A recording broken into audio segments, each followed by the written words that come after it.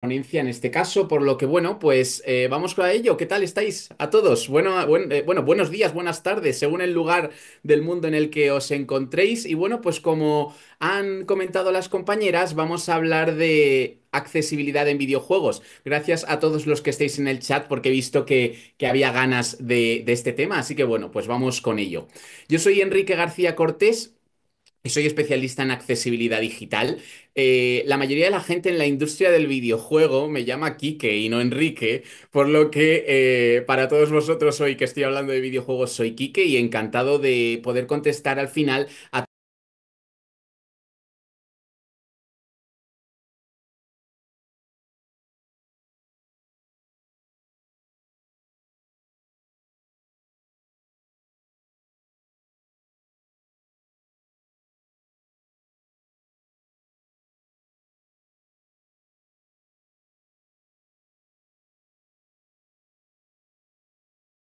a veces dicen que hay brazo corto o brazo chiquitito, en este caso, ¿no? Pero os tengo que decir que no hay nada de brazo, es decir, a continuación de los hombros están mis manos y también utilizo unas órtesis en mis piernas, que no son prótesis. Te sueles utilizar unas prótesis cuando te faltan, en este caso, cuando tienes un muñón, pero yo en mi caso tengo mis piernas, lo único que mis piernas no pueden aguantar el peso de mi cuerpo y por tanto utilizo unas órtesis en mi día a día. Pero bueno, tras explicaros un poco cuál es mi tema físico, sí que os quería comentar que, bueno, cuál fue mi primer contacto con los videojuegos. Porque, bueno, es verdad que cuando yo era muy pequeño, debido a mi discapacidad física, había muchas cosas que no podía hacer solo, digamos. Y una de ellas era jugar con amigos y amigas en un parque. Yo no podía tirarme por un tobogán o subirme a los columpios. Y eso lo que hacía era que de alguna manera se coartara bueno, mi socialización, por decirlo de alguna forma, ¿no? Es verdad que mis amigos llegaron un poco más tarde, aunque a día de hoy son maravillosos. Pero es verdad que, bueno, sobre los 10 años, un día estaba en casa de mis primos y ellos estaban jugando a PlayStation 2 y concretamente a un videojuego que se llama Kingdom Hearts. Y bueno, a mí me llamó mucho la atención y ellos me dieron el mando. Y cuando me dieron el mando, bueno, yo les dije que no pensaba que yo iba a poder jugar a videojuegos. Entonces, bueno, pues lo que ocurrió fue que ellos me dijeron que probara y que si no podía, pues se quedaba dentro de esa habitación, pero que si realmente podía hacerlo, pues bueno, veríamos qué pasaba después, ¿no? Cuando yo cogí el mando de la PlayStation 2 de manera natural, sin que nadie me explicara nada, mis dedos pulsaron los botones y el joystick izquierdo en este caso lo muevo a día de hoy con mi barbilla. Entonces, bueno, a partir de ahí se me abrió un mundo completamente nuevo porque ya no hacía falta que fuera a un parque a poder jugar con otras personas, sino que esas personas podían venir a mi casa a jugar conmigo con una consola en este caso. Todo esto me hizo potenciar, como ya hemos visto, bueno, unas habilidades, ¿no? Es verdad que todos tenemos, si me permitís que lo diga así, tenemos las habilidades duras y las habilidades blandas. Las habilidades o competencias más duras son las que todos estudiamos o las que elegimos estudiar, ¿no? Todas esas competencias que cogemos. En mi caso, como ingeniero informático, pues fue la capacidad de desarrollar en distintos lenguajes de programación, tener la capacidad de diseñar sistemas software o sistemas informáticos, pero luego están las habilidades blandas, que las habilidades blandas también son igual de importantes para un trabajo o para una formación. Son aquellos atributos personales que se necesitan para, bueno, para poder moverte en el ámbito laboral igual que cualquier otra persona. Y a veces, como son atributos personales, bueno, pues si no tienes la misma capacidad de socializar al ser una persona con discapacidad, lo que ocurre es que esas habilidades blandas pueden estar mermadas de alguna forma. Entre las habilidades blandas más conocidas se encuentran, pues, bueno, está la responsabilidad, el compromiso, la motivación, el liderazgo, la capacidad de crítica, también está el trabajo en equipo, está la comunicación, está la asertividad, la integración o la empatía con los demás. Y en lo que concierne a temas metódicos, también está la organización, la adaptación, la resolución, la resistencia o la analítica. También hay una habilidad blanda que la gente no suele considerar que es una de ellas, pero en este caso son bueno, es la puntualidad, perdón, me refiero a la puntualidad. El hecho de llegar tarde o no llegar tarde, lo que haces es que demuestras la responsabilidad que tienes con respecto a un acto o una tarea que tú tienes que hacer. Pueden ser cuestiones educativas, pueden ser cuestiones de trabajo o incluso puede ser una reunión con amigos. Entonces, es verdad que la puntualidad es una habilidad blanda que quizá muchos o pocos tengamos que perfeccionar o no, no lo sé, eso ya lo dejo a cada uno, pero sí que sepáis que con la puntualidad y con el llegar tiempo a los sitios estáis demostrando qué capacidad de responsabilidad tenéis o hasta qué punto tenéis esa habilidad blanda refinada o más pulida, ¿no? Por decirlo de alguna forma. Entonces, bueno, pues concretamente los videojuegos, siguiendo con la historia, considero que a mí me ayudaron a refinar mis soft skills, porque es verdad, como os he dicho, que yo no podría hacer determinadas acciones en la calle o practicar determinados deportes, como podía ser jugar al fútbol, al voleibol, entre otros, pero sí que es verdad que tras ese día jugar en casa de mis familiares, pues los videojuegos llegaron a mi casa y bueno, pues ahí es verdad que podía de alguna manera, gracias a los videojuegos, aprender a trabajar en equipo con un cooperativo o aprender a ganar puntos dentro de los videojuegos, las historias que los videojuegos también transmiten. Bueno, es verdad que me ayudaba de alguna manera a fomentar esas habilidades blandas y esa socialización que no había tenido en el pasado, ¿no? Entonces, bueno, pues todo esto, digamos que ayuda a que personas con discapacidad o digamos que la tecnología se pone al servicio de que personas con discapacidad puedan socializar mejor, siempre que los videojuegos sean accesibles, que es algo que vamos a ver ahora realmente, ¿no? Lo que ha ocurrido ha sido que los juegos o las técnicas de juego para fomentar este tipo de habilidades se han introducido de distintas maneras y una de ellas es mediante la gamificación. No sé si conocéis lo que es la gamificación, pero la gamificación es una técnica de aprendizaje que traslada la mecánica de los videojuegos al ámbito educativo y profesional. Y lo que ayuda a la gamificación es, bueno, pues sobre todo fideliza a la persona que está en este caso con el contenido, ¿no? También fomenta la socialización, que es algo que ya he dicho durante la charla, y nos motiva a continuar. ¿Por qué? Porque es verdad que la gamificación lo que hace es que nos da recompensas de manera muy rápida. Es verdad que no olvidéis que va a haber sorteos dentro de muy poquito y que simplemente por estar registrados y por hacer lo que las chicas os han pedido en redes sociales, vais a obtener una recompensa. Entonces, bueno, tenemos ahí como un mecanismo de gamificación, digamos. No sé si estáis de acuerdo conmigo, ¿no? Entonces, bueno, pues la gamificación lo que ha hecho ha sido que dentro de las escuelas educativas y dentro del trabajo ha hecho que las personas pues tengan más fidelización, tengan más socialización y tengan más motivación en este caso. Esto fomenta la cooperación y la colaboración. Es verdad que en los videojuegos muchas veces creemos que nos enfrentamos los unos a los otros, pero lo que ocurre en muchas ocasiones es que lo que hacemos es que trabajamos en equipo por un fin común, o aunque sea un videojuego en el que te tengas que enfrentar a otro rival o a otro personaje, realmente estás adquiriendo algunas habilidades que te ayudan a seguir fomentando todo eso, ¿no? Por último, fomenta la inclusión y el hecho de compartir con otras personas, ¿no? Y bueno, pues realmente todo esto fomenta bueno, pues que seamos una sociedad más enriquecida y que todos podamos disfrutar de un ocio universal, que es de lo que se trata, ¿no? Porque muchas veces hablamos bueno, del derecho a una educación, del derecho al trabajo, que por supuesto así deben de ser, pero también debemos tener un derecho al ocio universal y a pasárnoslo bien. Entonces, bueno, pues es verdad que todo el tema de los videojuegos y todo lo que os he comentado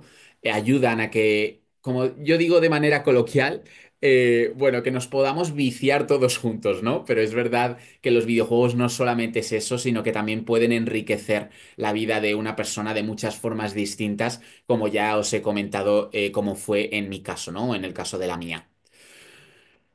Muchas veces las personas tienen preocupación sobre el tema de los videojuegos y lo que a personas más jóvenes les pueden inyectar, ¿no? Es verdad que a día de hoy, bueno, pues existen, los videojuegos están al alcance de muchas personas jóvenes y debemos ser responsables a la hora de utilizarlos, ¿no? Entonces creo que es importante que conozcamos que, bueno, sé que hoy aquí hay personas de muchos países diferentes, pero sí que quería comentar que en Europa, por ejemplo, tenemos el PEGI y en América es otra evaluación, pero el PEGI lo que hace es recomendar videojuegos según la edad, ¿no? Entonces, de esta manera podemos ver si la persona que tenemos al lado es apta para jugar ese videojuego o no.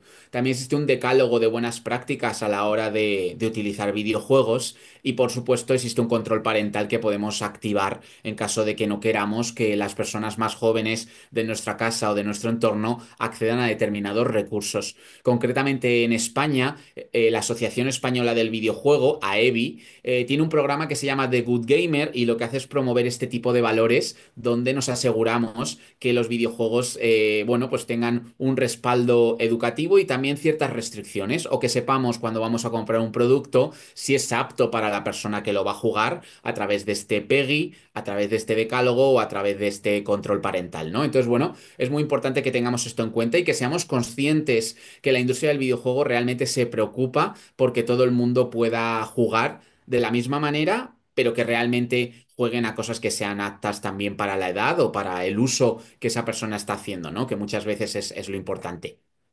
Os voy a comentar ejemplos de inclusión en videojuegos. No sé si alguien en el chat o... no sé si alguien ahora mismo está recordando algún personaje con discapacidad en algún videojuego. ¿Ha habido personajes con discapacidad? ¿Creéis que no? ¿Creéis que sí? Es verdad que durante mucho tiempo se habló de... Bueno, es verdad que los videojuegos a veces juegan en mundos fantásticos o en mundos paralelos que no tienen nada que ver con la realidad nuestra o de hoy en día, ¿no? Nos metemos en mundos completamente irreales o completamente fantásticos que tienen sus propias reglas. Pero es verdad que yo que he estado y actualmente sigo en la industria del videojuego, he visto cómo algunos personajes han sido, si me permitís, entre comillas, decirlo así, arreglados dentro del videojuego. Cuando una persona tenía una discapacidad sobrevenida, lo que hacían era que le ponían un brazo biónico o le ponían algo que le convirtiera en una super persona, por decirlo de alguna forma. Es verdad que esto puede cumplir las reglas del videojuego, pero no se asemejan a ejemplos de inclusión.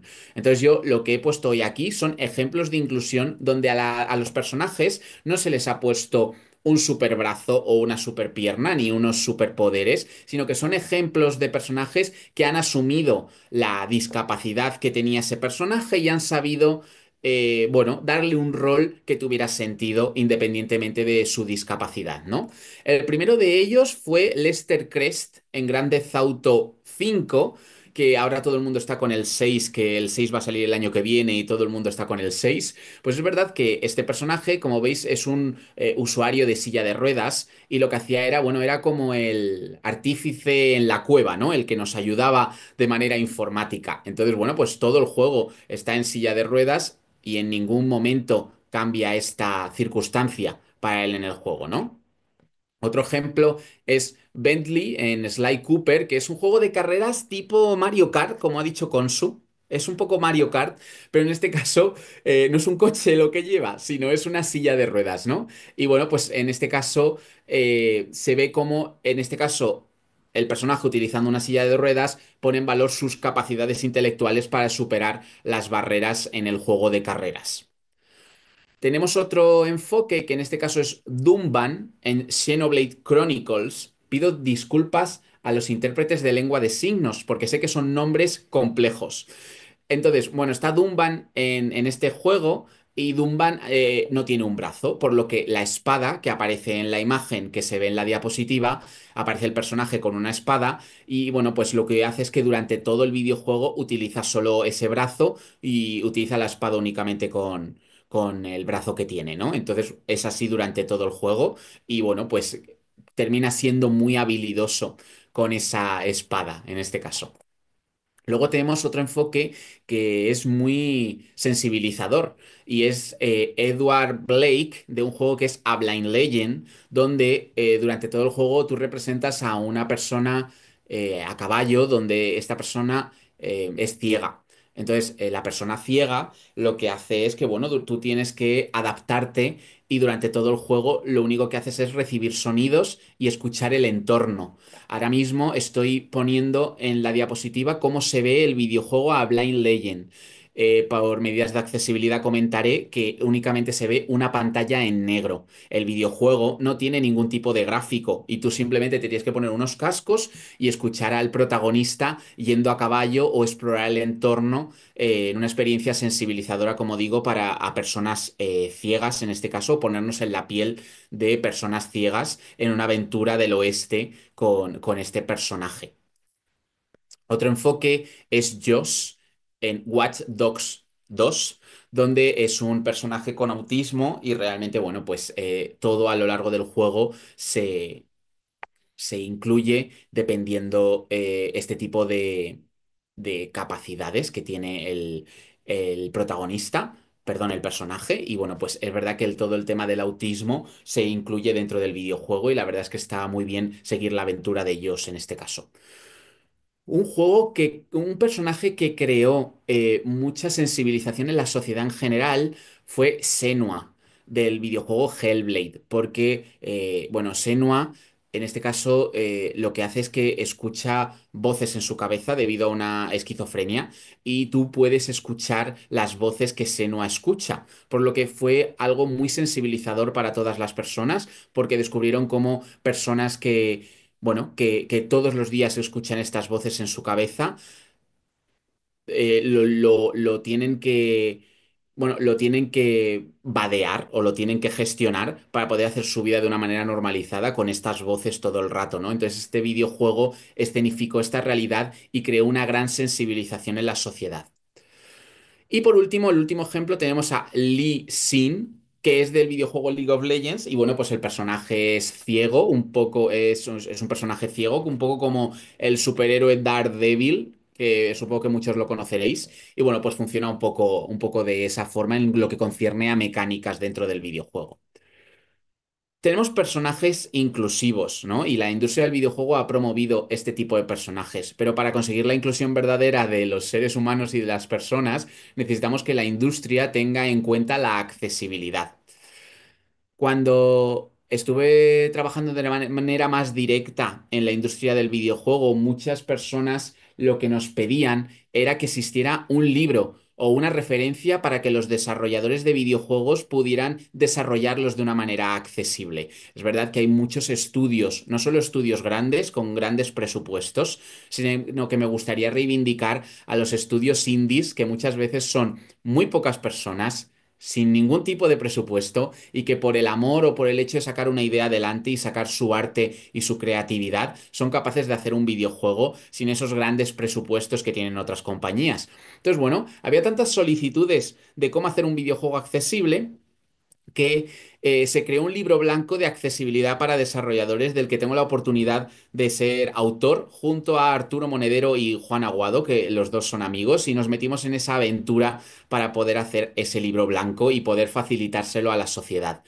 Eh, Respecto a cómo poder evaluar las distintas medidas de accesibilidad, el libro contiene 61 medidas de accesibilidad y no todas aplican a los mismos perfiles. Los perfiles que se han cogido no son tipos de discapacidad, sino que son perfiles de uso de la tecnología, como hace la norma europea 301-549, de la que ya se ha hablado y se va a hablar, ¿no? Entonces cogimos esos perfiles e hicimos la metodología del libro blanco enfocada a esos perfiles: visión nula, visión limitada, audición limitada, manipulación o fuerza limitados. Bueno, cogimos todos esos perfiles, ¿no?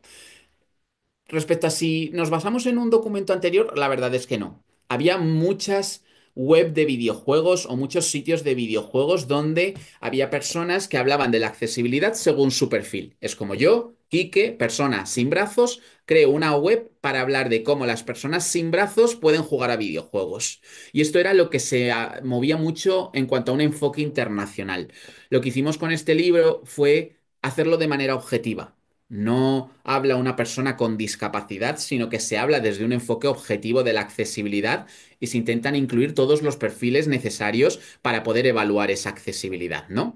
El proceso de creación fue duro, porque es verdad que ya había, cuando lo creamos, buenos ejemplos de videojuegos accesibles, pero tuvimos que, bueno, colocar bien cada medida y explicarla de una manera coherente, así como ponerle un nivel de dificultad para que las personas pudieran saber si esa medida de accesibilidad era más difícil de implementar o menos. ¿Y cómo fue el proceso artístico de la portada y la contraportada? Pues bueno, ¿sabéis lo que pasa? Muchas veces hay que creer en las ideas y hay que creer en la cercanía. La portada del libro blanco y la contraportada son las que estoy mostrando ahora mismo en pantalla y tienen un estilo cartoon donde una chica tiene, digamos, todo en estilo cartoon, ¿vale? Para que nadie ponga mala cara. Tiene como la cabeza abierta y en este caso y de allí le salen pulsadores y le salen periféricos, ¿no? Luego también tiene una mascota en su hombro y está jugando a videojuegos. Bueno, sí que queríamos que esto fuera cercano y a veces los libros blancos tienen portadas sosas, si me permitís que lo digamos. Entonces, bueno, como hablábamos de videojuegos, quisimos que la portada del libro blanco de accesibilidad para desarrolladores llamara realmente la atención y fuera algo que atrajera a todas las personas, ¿no? Entonces, bueno, pues este fue el resultado y bueno, espero que os guste de alguna forma, ¿no? Queríamos hacérselo también más fácil a las personas a la hora de implementar este libro blanco. Y bueno, el estudio de desarrollo Gatera, que es español, nos ayudó a crear una plantilla de Notion donde se puede, bueno, puedes seleccionar las medidas que quieres incluir en tu videojuego y a lo largo de todo el proceso de desarrollo del videojuego seguir llevándolas por un Canva para que no pierdas la perspectiva de ese Notion en este caso, ¿no? A continuación tenéis el QR para descargaros la versión en español y el QR para descargaros la versión en inglés. También tengo que deciros que están disponibles la versión portuguesa y catalana y que pronto estará disponible la versión en italiano. El libro tuvo tan buena recepción que al final varios países quisieron sumarse a esta aventura del libro blanco de accesibilidad para desarrolladores y bueno, pues ya son 5, ¿no? Los idiomas en los que está disponible y espero de corazón que haya en muchos más idiomas. Entonces, bueno, pues ahí tenéis el QR para la versión española y el QR para la versión inglesa. Si alguien necesita la versión en otro idioma, lo podemos poner en el chat a lo largo de la tarde, ¿de acuerdo? Pero bueno, vamos a lo que todo el mundo creo que está esperando, ¿no? ¿Cuál es el videojuego más accesible? Hemos hablado un poco para desarrolladores o para industria, pero vamos a hablar para consumidores y para jugadores. ¿Cuál es el videojuego más accesible? Pues a día de hoy el videojuego más accesible es The Last of Us Parte Uno Remake, que tiene más de 80 medidas de accesibilidad y es un videojuego tanto para PlayStation como para ordenador, ¿no? Y bueno, pues es la referencia a día de hoy. La referencia fue The Last of Us Parte 2, pero a día de hoy es la Parte Uno Remake, porque el equipo cogió todo lo que había hecho en la Parte 2 y lo mejoró en la Parte Uno Remake, ¿no? Entonces, a día de hoy, este es el juego más accesible y de momento nadie le ha quitado el puesto, aunque siguen saliendo juegos. Este juego incluía medidas pues de todo tipo. En las fotos se ve cómo están disparando en este caso y se ve que el protagonista está en azul y los enemigos están en rojo. Esta es una medida que se llama alto contraste, que no solo es el alto contraste que conocemos en otras tecnologías, sino que aquí el alto contraste lo que hace es que intenta o ayuda a identificar colores para personas que tienen dificultades de comprensión, ¿no? También hay temas de subtitulado, hay temas de navegación, tiene un lector de pantalla, bueno, y realmente es bastante completo, ¿no? Las medidas de accesibilidad que tiene. Las principales medidas de accesibilidad para los distintos perfiles, bueno, os quería comentar algunas. Es verdad que faltan muchas, pero porque tengáis una idea.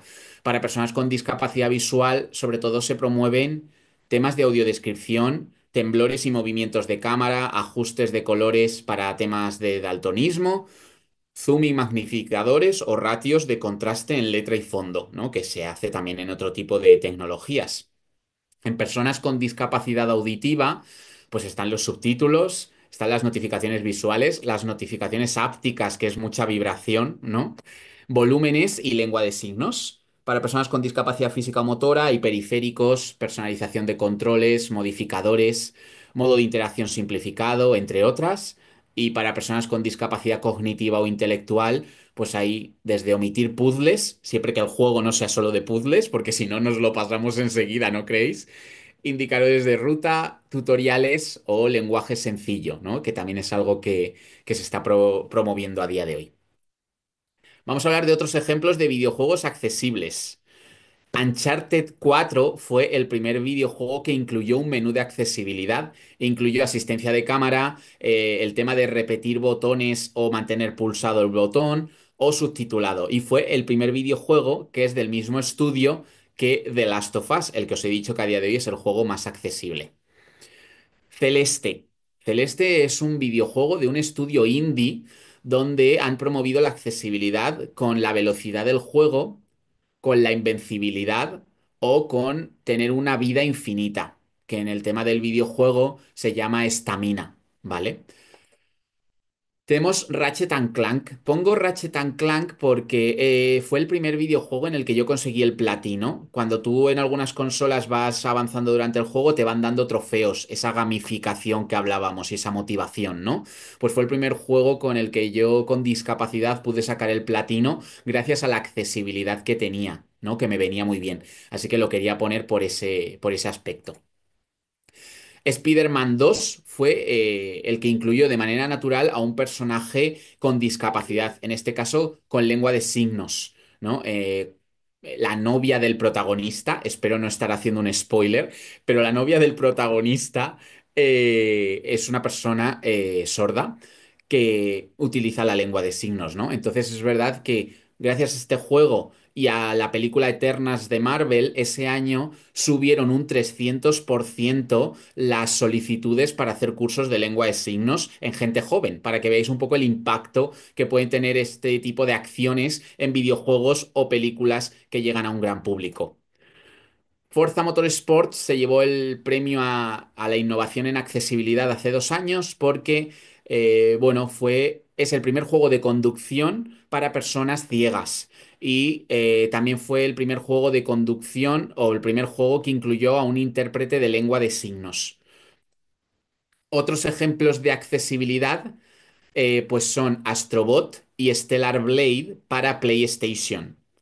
Hellblade 2 es para Xbox y Everybody Switch es para Nintendo Switch. Entonces he querido poner un juego de cada consola para que veamos que todas las consolas en este caso están promoviendo la accesibilidad. Es verdad que lo que os digo no son juegos perfectos en accesibilidad, son juegos que permiten que personas con algunas necesidades puedan jugar, pero el juego más accesible a día de hoy es The Last of Us parte uno, como ya he dicho anteriormente, pero es verdad que todos estos juegos exploran la accesibilidad y bueno, pues la promueven de alguna forma, ¿no? Algunos más y otros menos. De los últimos lanzamientos que hemos tenido en 2025, os tengo que decir que los dos que a día de hoy incluyen más medidas de accesibilidad es Assassin's Creed Shadows y Expedition 33, que es un juego de un estudio francés que está revolucionando la industria del videojuego y que puede, o dicen, que puede que se lleve el premio al mejor juego del año. Solo estamos en mayo y ya lo dicen de manera muy clara, así que fijaos. Hemos hablado de videojuegos, pero a ver, tendremos que hablar de consolas, ¿no? Antes Consu me ha estado preguntando si tenía todas. Yo, bueno, quizás que por las circunstancias de mi trabajo, de alguna manera, sí que he tenido acceso a todas o en algún momento he tenido muchas, ¿no? Entonces, bueno, es verdad que yo tengo mis favoritas por los tipos de juego que me gustan y por la forma quizá de jugar, ¿no? Es decir, las que me lo hacen más fácil o otras que me lo hacen más difícil. Pero bueno, lo que hoy como estoy aquí hablando de accesibilidad en videojuegos, sí que quiero ser imparcial, ¿no? Aunque reconozco que tengo las mías favoritas. Aquí tenéis, bueno, un conjunto de consolas donde en este caso PlayStation 5 y Xbox tienen una accesibilidad parecida en lo que concierne a la consola. Cuando tú enciendes una PlayStation por primera vez, empezará a hablar un lector de pantalla porque no sabes si hay una persona ciega arrancando esa consola por primera vez. Entonces, PlayStation y Xbox son muy parejas en lo que concierne a accesibilidad de la consola.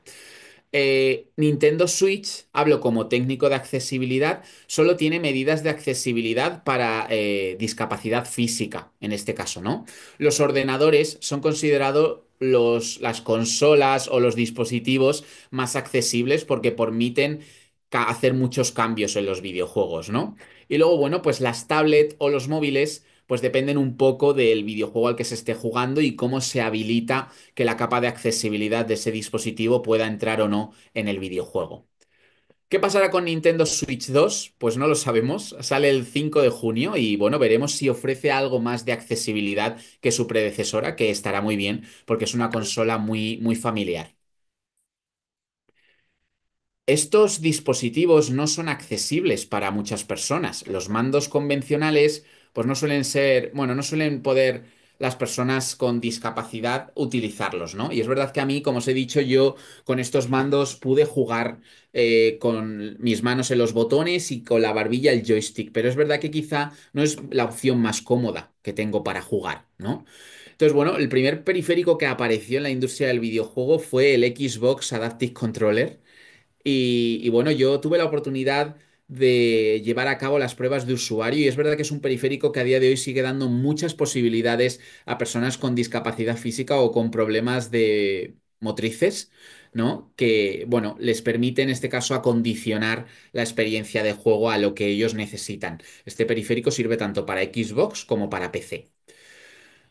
Hace muy poquito, este año, ha salido lo que muchos pedían. El Xbox Adaptive Controller, a los lados tienes dos puertos para conectar joystick.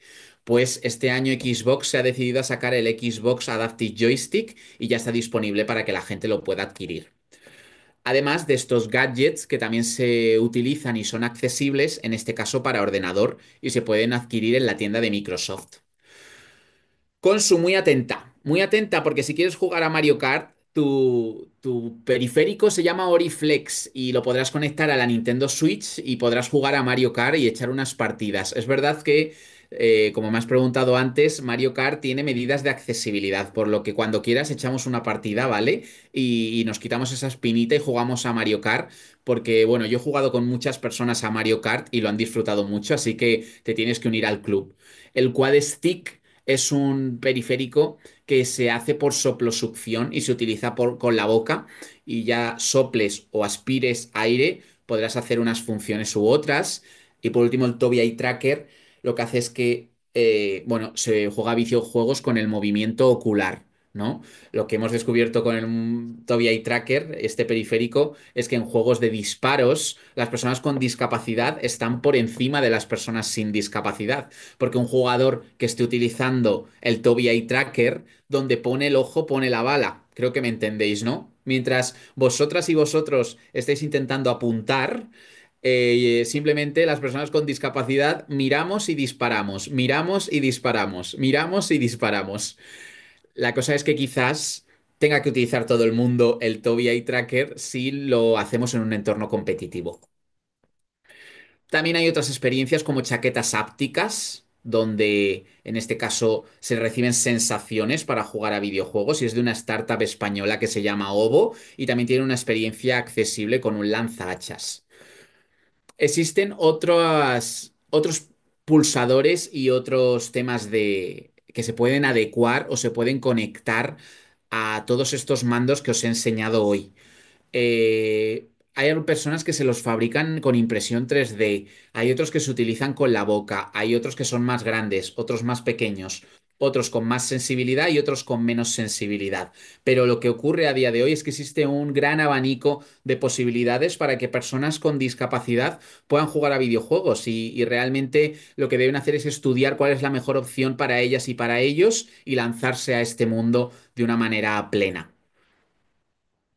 En lo que concierne a los eSports, que es la parte más competitiva, que mueve competiciones en estadios y mueve un montón de cosas, simplemente deciros que aunque los videojuegos, como habéis visto, sí que tienen opciones de ser accesibles, la parte más competitiva, digamos que está un poco atrás. ¿No? Las competiciones a día de hoy no son accesibles a la hora de transmitir la información. No hay un intérprete de lengua de signos en este tipo de competiciones y a veces los estadios en los que se celebran no son accesibles para que personas con discapacidad acudan. También, aunque los videojuegos incluyen medidas de accesibilidad, a día de hoy no existe, para que me entendáis rápido, como un antidoping de los periféricos que os he enseñado, donde se muestre o se indique cuáles son las cosas que se pueden hacer o no para que todo el mundo juegue en igualdad de oportunidades. Me gustaría que alguien afrontara esto de manera nacional o internacional y que pudiéramos el día de mañana ver a personas con discapacidad compitiendo en equipos genéricos, porque la industria del videojuego siempre ha declarado o me ha declarado que no quieren un paralímpicos de los videojuegos, sino que quieren que la industria se ajuste y ajuste todo lo que necesite para poder, en este caso, bueno, pues que juguemos o compitamos de una manera inclusiva, ¿no? Entonces, bueno, pues esto ha sido todo por mi parte. No sé si ha habido muchas preguntas o no. No sé si mis compañeras me pueden decir algo respecto a esto. Y nada, para mí ha sido un placer estar en este evento de We Are. Y nada, darle un saludo a Carlos, que sé que está ahí detrás realizando todo. Y nada, que muchas gracias por invitarme y a todo el equipo. Muchísimas gracias, Quique. Dos cosas. Una, Carlos, ya se le debe haber caído el pelo con lo que ha sido hoy este evento. Sí, Está acá atrás bancando todo. Y mira, vos decís si hay preguntas en el chat explotado, LinkedIn explotado, todos hablando de tu charla, muy felices, gente que acá se ve que todos tienen alguna pasión gamer por dentro sí, y después muchos diciendo, mira que yo no soy de jugar videojuegos y esto me pareció súper interesante. qué El bien. libro se lo descargaron por todos lados y es más, lo estoy viendo que se lo están compartiendo por los grupos de WhatsApp que Ah, tengo genial. en mi teléfono. Yo ahí Ahí, simplemente pediría que si la mayoría de la gente se lo descarga, nos dan más descargas en vez de compartirlo. Entonces, bueno, si lo pueden hacer por el enlace, se lo agradezco. vale, o compartan por WhatsApp el QR directamente Eso es. o el link y se lo bajan ahí. Y ahí, mira, vos que mandaste, porque acá somos todos fans de Olga Carreras, así que tuve muchos mensajes también en distintos grupos de WhatsApp diciendo, está Olga, y justo dice Olga, da gusto escucharte, Quique, como siempre, así que Bueno, yo soy muy fan de Olga. Yo tengo que decir que yo la todos. seguía desde hace mucho tiempo y de repente hace como un año y medio o algo así, vi que yo estaba en otro evento y ella estaba en el chat y me hizo mucha ilusión. Así que bueno, gracias Olga por tus palabras, te lo agradezco mucho. Me pasó lo mismo, y me imagino que cada vez que se lo digo debe poner una cara de, uy, qué pesadas. Tengo que decirte que tuve la suerte de conocerla personalmente Sí, sí. y hace no mucho tiempo y la verdad es que fue encantadora y fue genial y es verdad que ella con muchísima naturalidad estuve hablando con ella, pero es verdad que para mí ella era un referente y es un referente, entonces claro, para mí yo estaba un poco avergonzado. Sí, yo también fui a Zaragoza y fuimos a almorzar. Es divina, es muy... Esta charla, gente, es sobre Olga. Este es nuestro momento de charlar sobre Olga, gente. Bueno, eh, bueno, gente, acá grande Olga, dicen por el chat. Bueno, entonces, muchísimas preguntas. Piden si podemos poner de nuevo el QR para descargar el libro, ¿sí? No sé si eso será posible, Carlos, Consu. Y bueno, ¿dónde te Y podemos... ahora mismo lo pongo yo por el chat, que no se preocupen, que ahora en cuanto vayamos a la siguiente parte del evento, yo lo pongo en el chat. He Genial. puesto el link en múltiples oportunidades, así es Ok. que nada, está ahí en el chat, no se preocupen.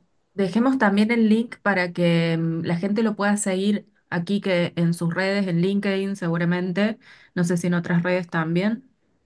Sí, ahora mismo se está viendo en otras redes, se están viendo otras redes en la diapositiva que está y que está viendo Twitter e Instagram y en LinkedIn pues soy Enrique García Cortés y simplemente por terminar decir que aunque haya gente más cerca del mundo del videojuego, haya gente más lejos del mundo del videojuego, que todo el mundo le dé una oportunidad a este mundo del videojuego y que realmente piensen que pueden jugar por ellos mismos, pero también pueden jugar con otras personas y pasárselo muy bien. Entonces, bueno, que le den una oportunidad y que lo disfruten, ¿no? Es lo que quiero decir. Absolutamente. Y en el chat dejaron un montón de nombres de juegos, de personajes. Así que igual pasemos el link de las redes porque hay gente que no tiene acceso a poder sacar, levantar el QR o el nombre de las redes desde la pantalla. Menciona los tags que van a implementar las tiendas de videojuegos sobre accesibilidad, dice. Sí, bueno, lo que ocurre a día de hoy es verdad bueno, lo que se está buscando es que cuando tú vayas a comprar un videojuego sepas si ese videojuego está preparado para ti, ¿no? Entonces es verdad que hay algunas tiendas online de las principales consolas que ya incluyen un tag visual, auditivo, físico, cognitivo, entre otros, que lo que hace es filtrarte si ese videojuego está preparado para las necesidades que tú puedes tener, ¿no?